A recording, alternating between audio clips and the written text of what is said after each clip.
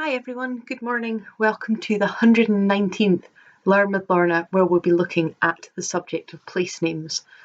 My name is Lorna Steele-McGinn, and I'm the Community Engagement Officer with the Highland Archive Service. The Highland Archive Service has 4 archive centres across the Highlands and Islands of Scotland. We have the Highland Archive Centre in Inverness, Skye and Lochalis Archive Centre in Portree, Lochaber Archive Centre in Fort William, and Nucleus, the Nuclear and Caithness Archives in Wick. And together the 4 of those make up the Highland Archive Service. And in those 4 centres we look after, preserve and give access to a huge range of documentary resources covering around 700 years of Highland history. Things that were created hundreds of years ago and things that were created yesterday. And our aim is to share them with you through things like this, through a range of other events and search room access and so on. So it's our real pleasure and privilege to share our collections with you. This series is brought to you by High Life Highland, our umbrella body. High Life Highland at no cost to the viewer. High Life Highland is a charity registered in Scotland, and there's no payment or subscription required to take part in this series of events, but if you're able to donate towards our work, then we're very grateful for that. Now this one is pre-recorded, as if there's any justice, as I've said numerous times, I should today be at a wedding in New Zealand, so hopefully that's where I am while you're watching this. We're on to a new theme for October. We are looking at language and communication, and we'll come on over the next couple of weeks to look at dialects and languages, as well as a very personal form of writing, diaries. But this week I'm going to be looking at communication via place names. What do our place names communicate to us? What do they tell us about the people and the events that came before us and the interactions that our land has had with others? How do they describe landscape features, and what languages do they carry in their words, as well as what stories? There are several fantastic resources on this subject that I'll be referring to as I go through. But also one thing I wanted to say right at the beginning, as you'll know if you've watched me for the last couple of years, I'm not a native Gaelic speaker, so I have done my utmost to get the pronunciations right, but please forgive me if you are a speaker of Gaelic and I have not got them correct. But also, some of those mispronunciations may come about through time, because there are some place names that can trace their root to a derivation of a word, have a derivation in a word in another language, but the language has moved on and the place name has moved on and corrupted or become anglicised or had other influences on it. So fully prepared to admit that any mispronunciations will be mine, but also just that it may be that the language has changed over time as well. When we're looking at place names, one of the big resources that we use are maps, of course, Ordnance Survey maps, 1st and 2nd edition, estate maps and others. The Ordnance Survey place name books as well, which will describe a feature, a place name. So if there's a farm or a steading or a town named, then there'll be a description of that in the name books. Valuation rolls record names as well. So there are loads of records that we use that reference place names, as well as, of course, correspondence diaries and things like that, which will show a change over time. And then there are some very, very useful secondary resources. And if you're interested in this subject, and who wouldn't be, because it's fantastic, there are a couple I would point you to, and I'll touch on some of them as I go through. One of the most go-to people, if you know what I mean, on this subject, particularly for Scotland and for Ross and Cromarty, is William J. Watson. And I'll refer to Watson's books throughout this. But I'm going to start in Caithness, first of all, with another Watson, George Watson, who wrote the book Caithness Place Names. And this is an introduction to that book, which opens with an explanation of the very particular makeup of Caithness's place names. And this is what he writes. More than any other county in Scotland, Caithness illustrates in her place names the interaction between Norse and Gaelic after the Viking invasions of the 9th century. For more than 3 centuries, this Scandinavian influence persisted strongly. Even today, words of pure Norse origin are in daily use. A Caithnesian does not go to Wick, but goes till Wick. And in this pronunciation of the preposition, he is truer to his origins, and therefore more correct than many English speakers would believe. Norse place names dominate the northeast corner of the country, the coastal strip, and the fertile river valleys. Gaelic names are ubiquitous in the vast moorland wildernesses bordering Sutherland. Between these two extremes are found compound names with Norse roots and Gaelic affixes. The converse of Gaelic roots with Norse additions hardly occur. The majority of names are descriptive, reflecting the long agricultural history of the county. On the retentive boulder clay which covers most of the area, early farmers preferred south-facing slopes which drained and warmed naturally. Iron Age farmers also left many defensive round towers called brochs, which later Norsemen incorporated into their place names. In the 19th century, Gaelic received a boost from the annual influx of West Coast labourers to the herring industry, and from refugees from the Sutherland clearances. This caused sharp local boundaries between Gaelic and English. The Burn of East Clythe formed one such division in 1840, when it is recorded that on the east side of it scarcely a word of Gaelic was either spoken or understood, and on the west side the English shared the same fate. The names in the pamphlet have been selected from those along the main tourist routes and have been arranged in journey order to assist with identification. Modern names of English derivation, which need no explanation, have been omitted. The accuracy with which meanings can be attributed to fossilised elements remains in modern map names and is very variable and must always be treated with caution. There is never an absolutely correct result, only a satisfactory solution at the time of writing. Older spellings can be helpful in recreating the original form of a place name, and where an old spelling is known, it has been added in this book to the meaning to show how the name has developed over the years. And I wanted to share that because it's particularly interesting, and we'll come on and touch on that next week when we're looking specifically at Caithness dialect, with that interaction between Norse and Gaelic and English. And of course, English itself is just a hybrid language of so many others. But the references there to people moving from the west coast to follow the herring, which we've talked about many times, and the fact that even when he wrote that, Watson has said the accuracy with which you can attribute meaning to fossilised elements is very variable.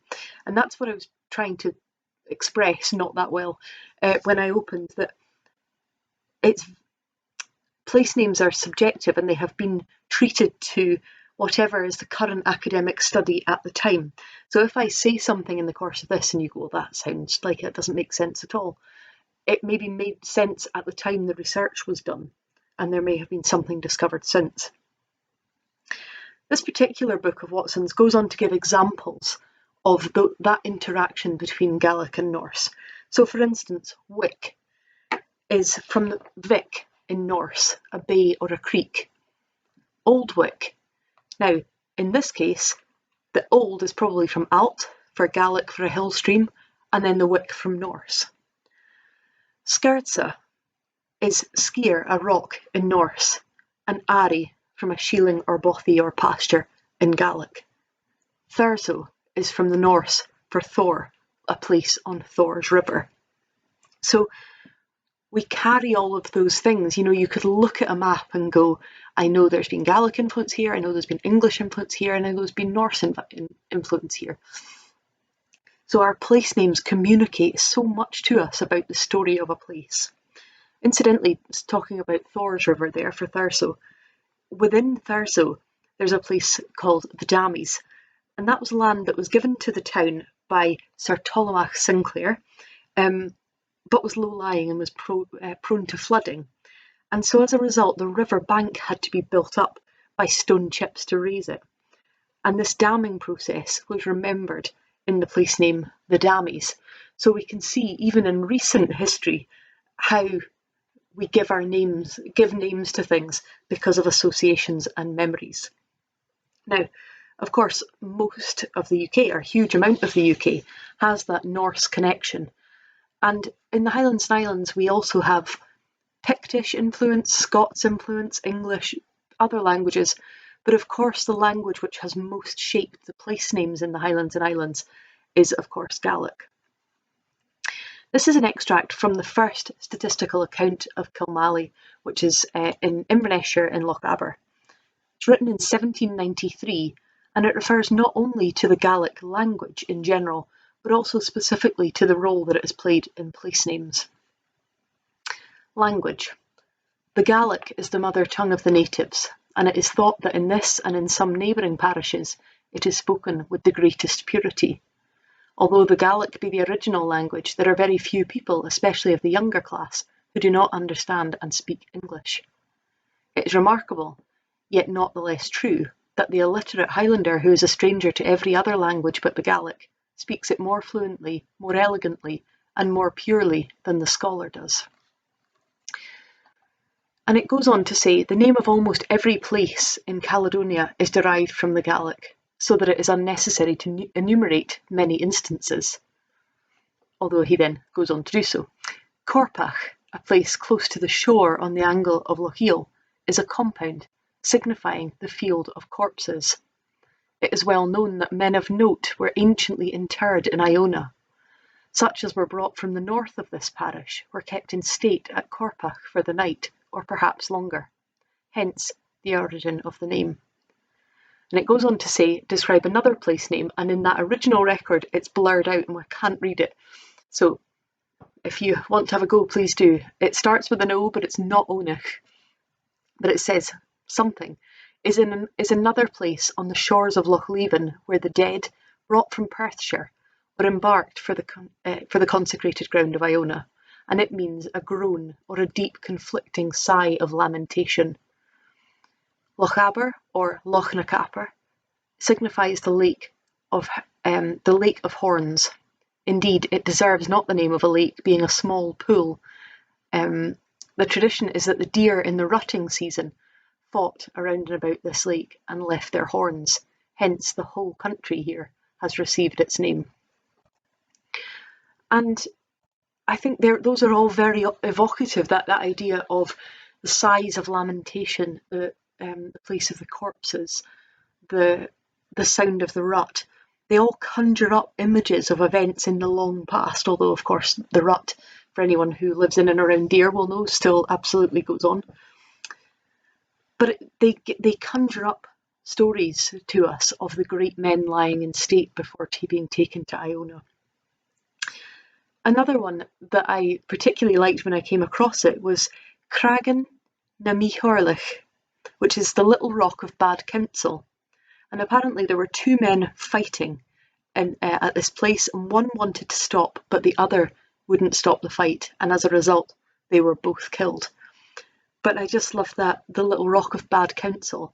And of course, for most people, if they learn the place name, if they're a native speaker of Gaelic, then they might see what the place name meaning is. But for many people, they'll learn the place name without maybe knowing all that story behind it. Here are some examples from our Skye and Loch Alsh Archive Centre that Catherine pulled together for me. Portree in Skye is often pronounced in Gaelic Portree, as in King's Port, and the name is supposed to date from a visit of James V in 1540. However, an alternative explanation originates from the so-called unsophisticated Gaelic pronunciation of Skyeman, and with this second part clearly coming from the word forum, commonly found in Gaelic place names as describing a slope or ground sloping up to a hill. She gives me another one, Slocht Altrumen, the cave of the nursling. This cave is also called Spar Cave. It was in this cave that the infant son of the chief of Colonsay, Dunhulia, was secretly nursed. Situated near Elgol in the Isle of Skye, the Spar Cave gets its name from the lustrous crystalline mineral which has formed on the walls of the cave, creating an impressive effect when illuminated by torchlight. The cave, about 80 metres deep, is accessible only on foot at very low tide and after a scrabble over rocks. There is a fossilised waterfall in the interior which leads from a small lake, and the cave was once heavily encrusted with spar formations. However, much of this was removed by visitors in the 19th century, after the cave became a popular tourist attraction when it featured in Sir Walter Scott's work, The Lord of the Isles. He described it as the mermaid's alabaster grot, who bathes her limbs in sunken well deep in Strathaird's enchanted cell. Legend dating from the 9th century, when a local princess fell in love with the son of a chief of Colonsay who was shipwrecked on the Strathaird coast. Unfortunately, the fathers of the young lovers were sworn enemies, and when she gave birth to a child, the baby was concealed in the cave to ensure his survival until the feud was settled. And then another example from Skye of that Norse influence, Kyleachen, or Aachen Strait. Accounts differ as to the origin of this name, but it's suggested that it could have been associated with Akon or Hakon, said to be a Norwegian prince or chief called Hako, who frequented the coast and sailed through with a fleet on a piratical cruise. A still more mythical account said it was named after one of the Fingalians. So you get all of those references to legend, to stories that who knows anymore how much of them are true. And there are numerous events and stories recorded in the place names across the Highlands and Islands. Here's another example. This one is, of course, it's a one-off place that I'm going to describe, but there are places like this, names like this across the Highlands. Clach and Aram. The local interpretation of this name is the stone of the arms or the stone of the weapons, for which the Ordnance Survey offers the alternative, Clach and Arm, so a similar pronunciation but a different spelling. It is a standing stone in Culloden Wood in Strathnairn, upon which, according to oral tradition, members of the Jacobite army sharpened their weapons on their way to take part in the Battle of Culloden in April 1746. He goes on to say, Cumming identifies the weapon sharpeners as men from Clanhatton. A grooved stone in the church at Dunlichety is also identified as a place where Jacobite soldiers sharpened their swords on the way to Culloden. And that, as I was saying before I went into it, there are various references to the place of the weapons, or the place of the flag, or the stone of the banner, or the hill of the troops, things like that that record a moment when an army passed by or a battle was fought somewhere. That extract is from Place Names of Inverness and Surrounding Area by Roddy McLean, and it's another fantastic resource. So if you're interested in place names, I would highly recommend William Watson and also this book by Roddy McLean. It includes some stories that relate to the great and the good, and some that record people who are lost in the mists of time. So, for instance, there's the story of Cahyd Fionn, the place Cahyd Fionn, Fionn's armchair. And this is how Roddy McLean records it. This is a culturally significant feature connected to the legendary Finn MacCool, leader of the Gaelic warriors known as the Fianna. The genitive form of Fionn is usually Finn, and both forms occur in place names across the Highlands. This name, so he goes on to say that in the Ordnance Survey name book, this place is recorded in this way. This name signifies Fingal's chair, and is applied to a portion of a rocky ridge consisting of flat slabs which was until recently in the form of an armchair. And here it is supposed that Fingal sat to rest after his reputed engagement with Ashi, the son of the Norwegian king. It is situated near the upper road from Inverness to Stratherick, and about 100 yards south of the 8th milestone from Inverness. In the immediate vicinity are to be seen several heaps of stone or cairns, which are supposed to mark the burying place of those slain in battle. The old statistical account of 1793 verifies that although the structure was well known in the 18th century, it was called something slightly different. So it was a different spelling, but still relating to Finn MacCool. And the old statistical account says that the inhabitants point out the chair where Fingal rested on the occasion, which is still referred to as Fingal's chair. The feature is in a poor state of repair today, having probably been disrupted during the construction of the adjacent road. So we can see those stories that we associate with the mythology and the legend of the Highlands and Islands, and of course anyone watching in Ireland will be well aware of Finn McCool as well. This is another one, a fantastic story from the Roddy McLean book. The Clach an Abban, the stone of the backwater, or the stone of the silted up channel. The name of this large stone, which sits proudly on the mud in the middle of Petty Bay, refers to its original location, for it was the subject of the most mysterious translocation at the close of the 18th century. The Reverend John Morrison, a famous minister at Petty, who was reputed to have the second sight, delivered a powerful sermon berating his congregation for being perpetual sinners. And he said in that sermon, "As a mark that I am telling the truth," he said, in Gaelic, "Clach an Abban will be moved during the night without a person laying a hand on it." This seemed preposterous, for it was reckoned that no natural agent would be powerful enough to shift such a massive rock. Some 26 years later, however, the prophecy came true, for the stone shifted seawards 260 yards during the night.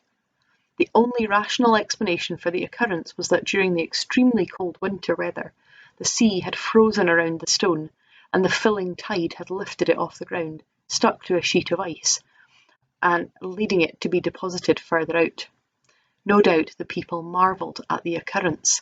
Sadly, the Reverend Morrison, whose gravestone can be seen in the graveyard at St Columba's Old Petty Church, had died in 1774 and did not live to see his prophecy fulfilled. But what I love about that is the Ordnance Survey map, the 6-inch Ordnance Survey map, shows both the original position of the rock and the subsequent position of the rock, which I just think is completely extraordinary, because maps generally, well, they don't always, but their aim is to show what is in the landscape. So I just thought it was really interesting that the map shows the previous and the new position of Clach an Abban. So I've mentioned Finn McCool there. There are also references to other people, some whose identities, as I say, are lost to time, and others who we know about. An example of this is the place named John O'Groats in Caithness. So, in the reign of James IV, 3 brothers, Malcolm, Gavin and John de Groat, arrived in Caithness, bearing a letter of protection from the king. They prospered in the lands of Warse and Dungansby until there were 8 branches of the clan.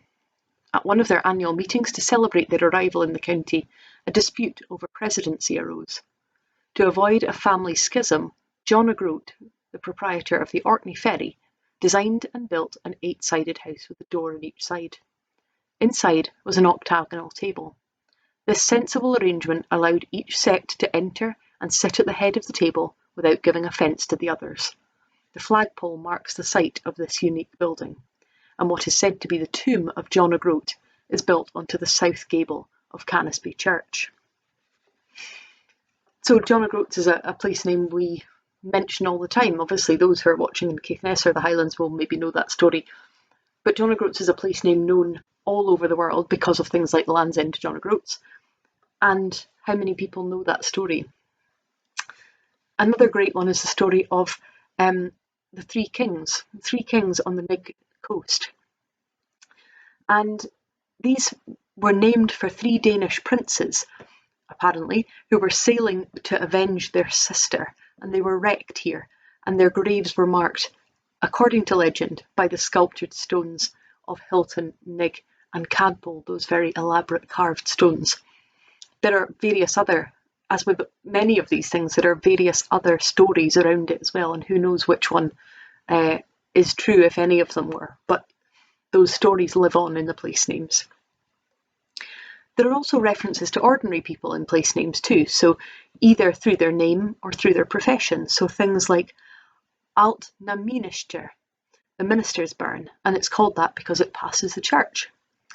Balnagowan, the town of the smiths. Craig Anna, Anna's rock.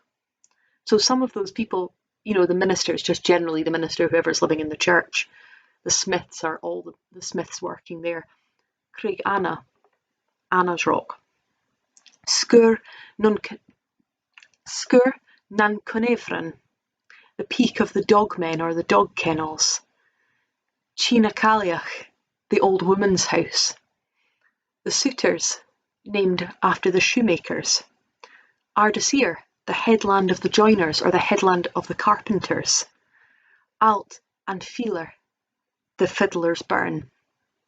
So there are so many that refer to professions or industries such as bleach fields. That there's been numerous bleach fields across the country. But of course, the majority of place names don't refer to people. The majority refer to features in the landscape, whether those are man-made or natural features.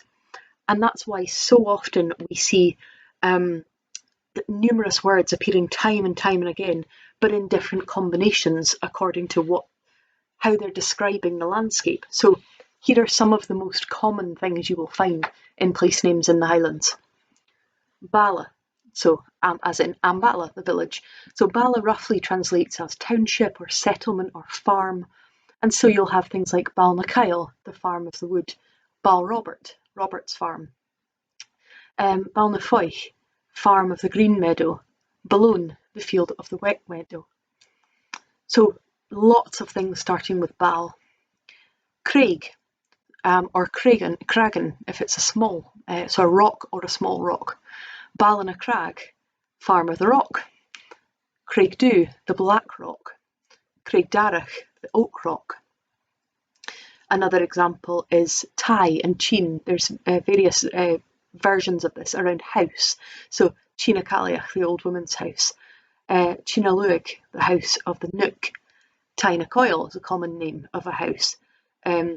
Pronounced usually Tynacoil, actually, according to the Gaelic, I think Tynaculia, the house of the woods. A place name beginning with Ach would refer to a field, so Achnagairn, the field of the cairns. Achculin, the field of the holly. One or the next two probably many people will be familiar with, so Elan for island, things like Elan Nagal, the lowlanders' isle. Elan Nakalfach, island of the hurry. I like that one, the island of the hurry. Elan Turam, dry island. Another one that will be possibly familiar to people is Kill for church. So Killernan, a church dedicated to St Ernan, who died in 665. Kildonnan, St Donnan's church. Kilmuir, Mary's church. There's also numerous words for hill. So usually they would I think it'd be pronounced Knock or Knock. Like Knocknagel, which is the hill of the hostages. But I think the Gaelic pronunciation technically is Knock. Mila, Ben, Tor, all of those refer to hills of different shapes. So Meal is a rounded hill. So there's variations around the description. And another one is Drum. So you'll hear Drum the Drocket, things like that. Drum means a ridge. So Drumdu is the black ridge. Drumderfit, the Ridge of Tears. And when I looked at that one, Drumderfit was originally Drumdu, the Black Ridge. But there was a battle fought there, and it was such a ferocious battle that only one person survived on the losing side. And so they changed the name to Drumderfit, the Ridge of Tears.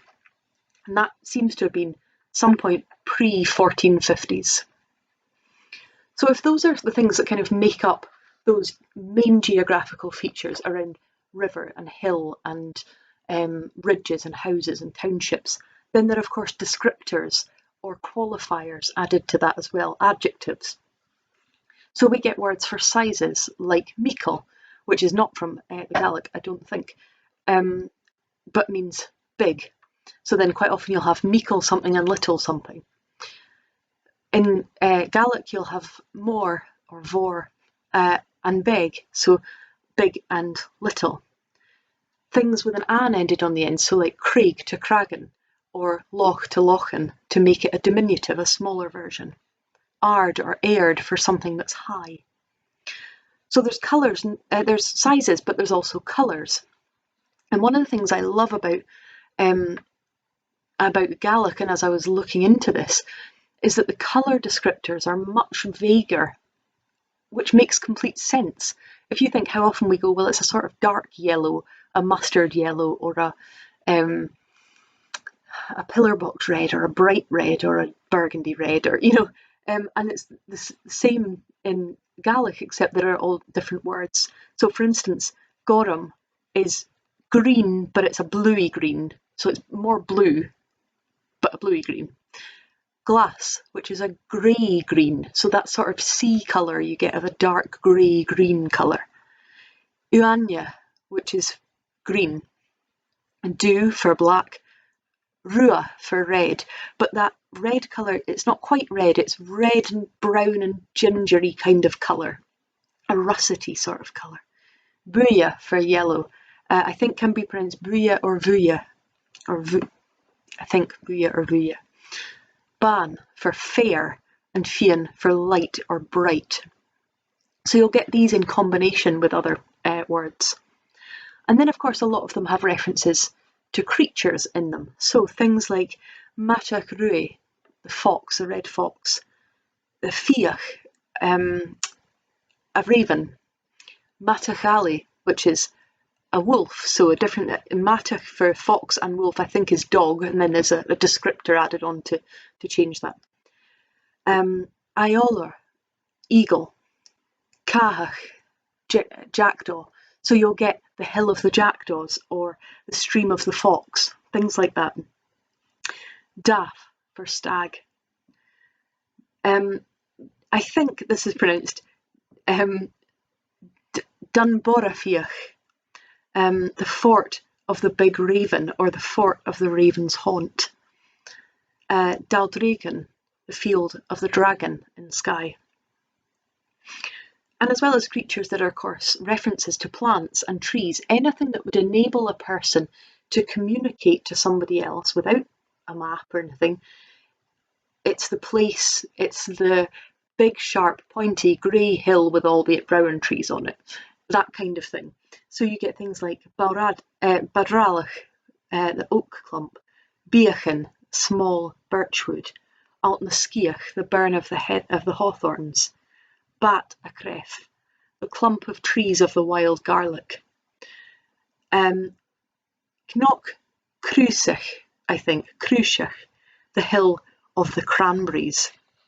So really lovely, beautiful descriptors. And as I say, if you take those root words of the landscape features and then you add in those descriptors or adjectives, you have an infinite number of varieties to describe the landscape. And that is essentially what nearly all of our place names are. It's a description of the landscape.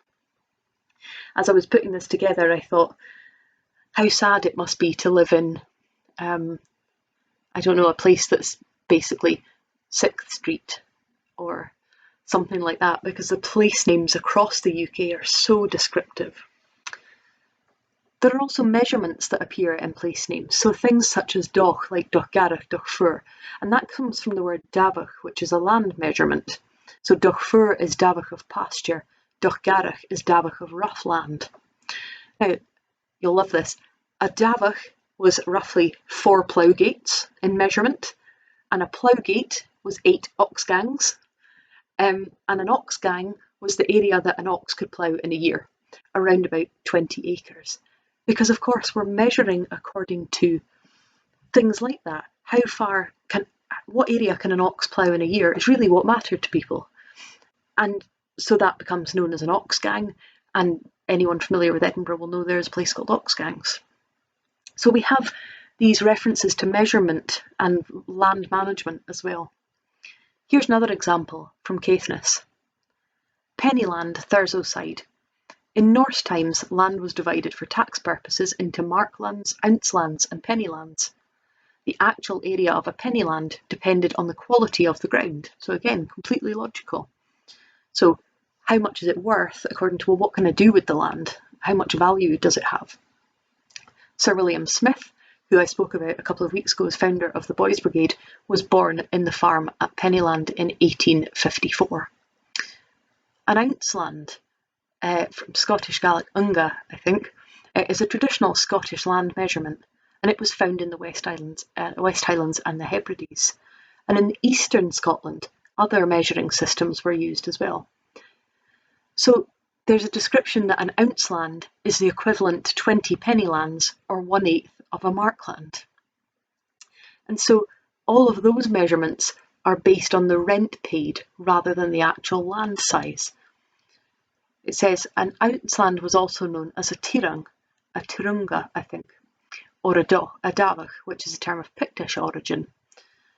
An ounce land is thought to be of Norse origin, so it's thought that the two systems were conflated. So you find how all those who have had an influence on the land have left their mark, and all those people who have worked on the land, have paid rent, have ploughed an ox, all of those stories are interwoven into the names that we take for granted now. And so you can see, I hope, that across the Highlands and Islands, as across the whole of the United Kingdom, how steeped our place names are in our history and heritage. And we can see how the people and the events of the past and the landscapes and buildings that have been and gone or remain, we can still see them through our place names. I wanted to finish off, and I'm aware I've run over, but I wanted to finish off by sharing with you, just one after the other, some of my favourite ones that I came across. Colcabook, which is an area of Inverness that I go through regularly, translates as the nook of the cheese. Cocked Hat Wood, you'll know, anyone familiar with Colboki will be familiar with Cocked Hat Road, I think it is. What about this one? Fé Coolishka, the bog of Coolishka, who was a witch who had run off with a kettle of the Fenja. So I think this is connected again to the Finn McCool stories. And it was a witch, and she had stolen the kettle and run away with it. And she was caught by them. They chased after her to get their kettle back, and they caught her.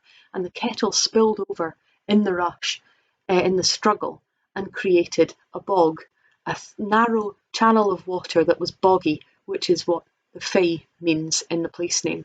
So it's Fé Coolishka, so it's her bog that she's created by stealing this kettle and then spilling it on the ground.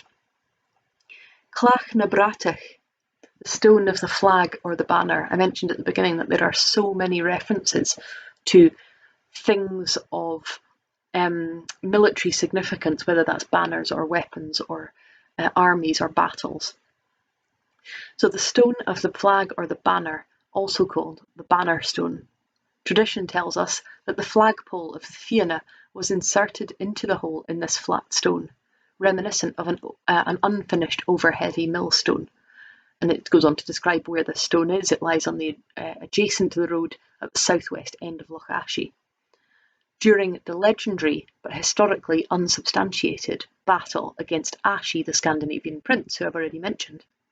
In this vicinity there have been reports, even in recent times, of phantom armies being seen, one clad in red and the other in blue, with the sightings most commonly being made around dawn on the 1st of May.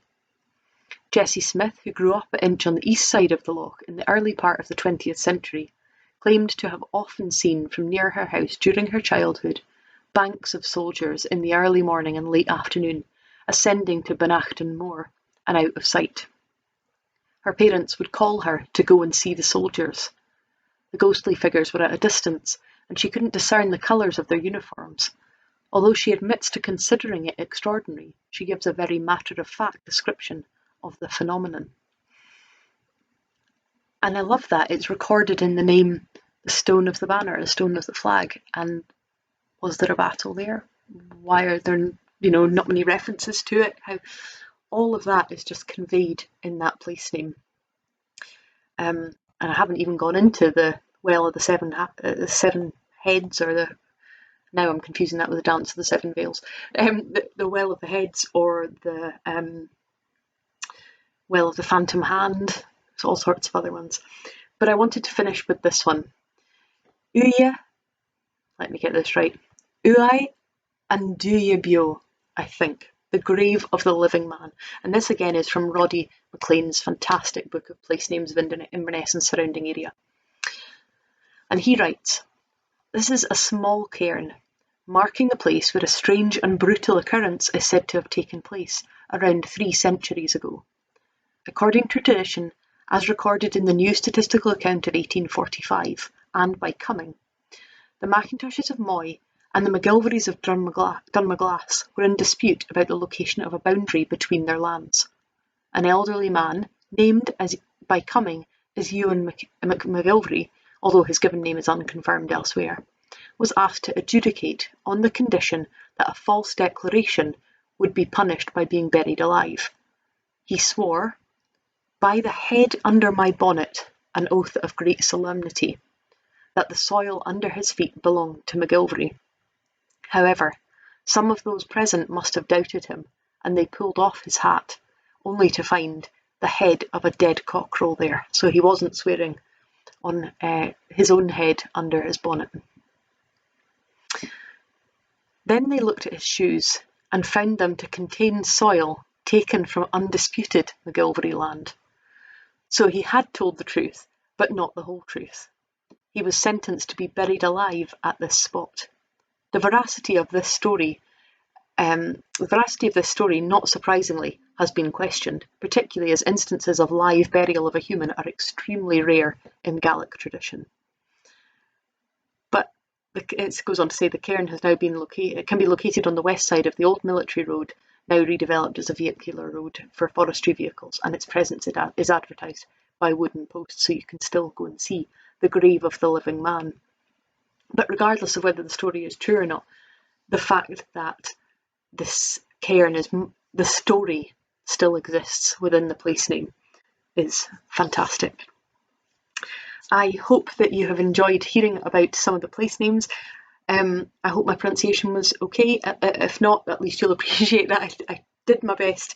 And next week you can join me for looking at the Caithness dialect, where I will once again mangle somebody else's tongue with the best of intentions. So I hope you can join me next week.